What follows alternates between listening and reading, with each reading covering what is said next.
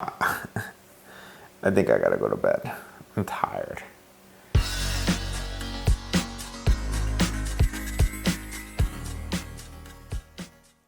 What's up everyone, Jamie here, and it's like 2 in the morning. I just finished playing Final Fantasy when I remembered that I still needed to create the video for this week. The good thing is I just started my vacation so that I can spend the next couple of weeks focusing on YouTube full time to provide you all with the best possible content. That also means I can stay up until 2, 3 in the morning playing video games. So here we go.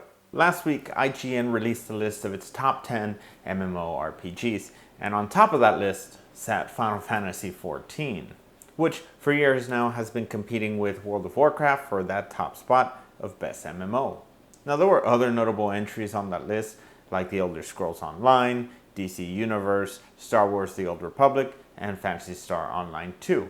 And I've logged countless hours on all those games. As a matter of fact, I'm still playing Star Wars The Old Republic when I can fit it into my Final Fantasy schedule.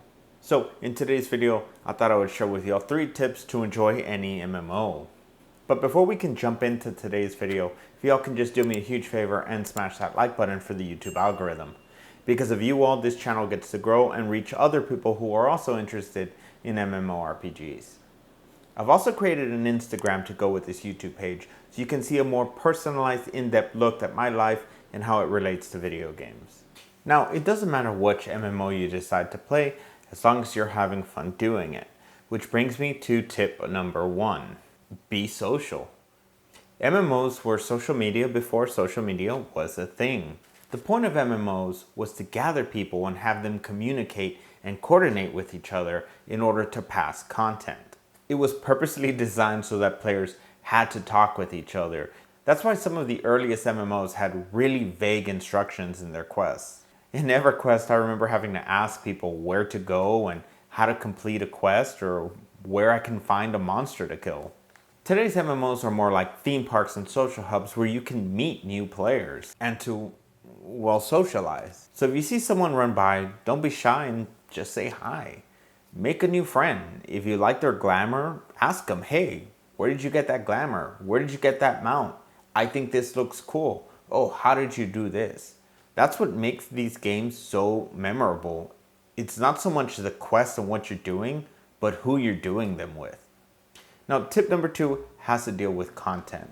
And I would suggest that you don't fret over content that you dislike.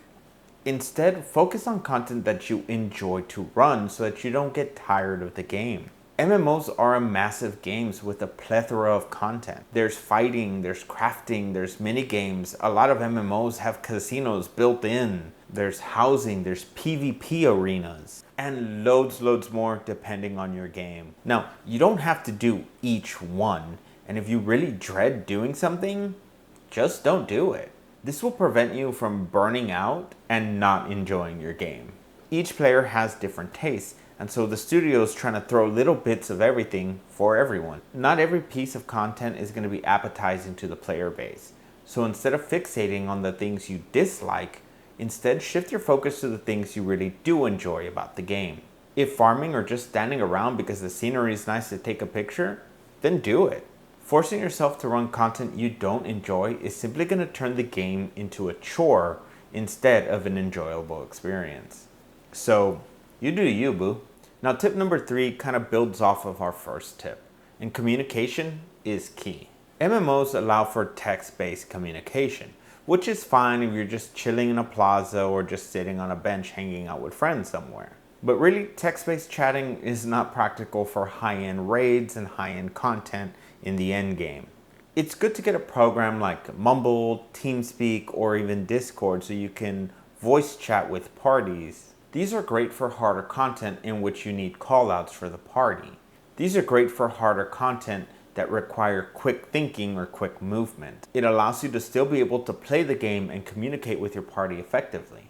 That way, you don't have to move your hands off WASD or your controller or whatever it is you're playing with. Now in Final Fantasy, it really is helpful when you're running extremes or raids. Being able to hear someone say, move, or this ability is coming up next. Sometimes I'm so focused on the DPS and the numbers that I'm not really paying attention to the mechanics.